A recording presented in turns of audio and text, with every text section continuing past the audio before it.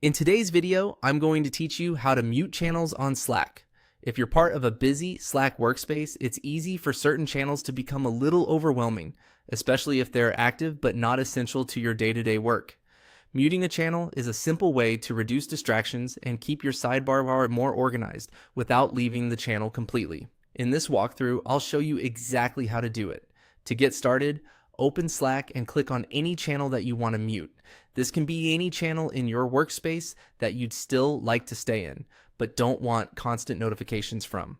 Selecting the channel first is important because Slack's notification settings are managed on a channel-by-channel basis. Once you're inside the channel, look near the top area of the Slack window for the notifications control. You'll want to click on Edit Notifications, which is represented by the bell icon.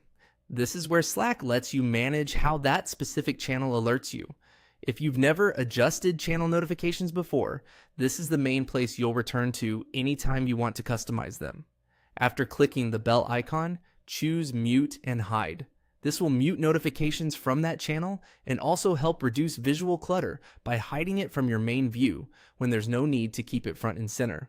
It's a useful option when you want to stay a member of the channel, but avoid being interrupted by every new message. That's all it takes.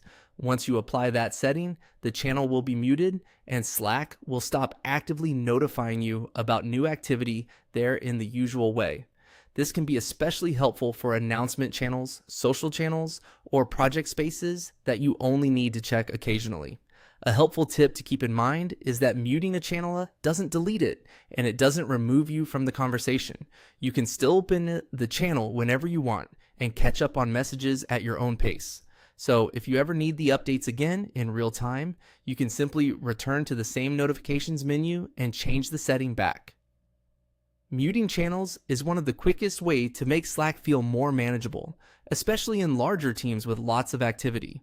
If you want a cleaner, quieter workspace while still keeping access to important conversations, this is a great feature to use.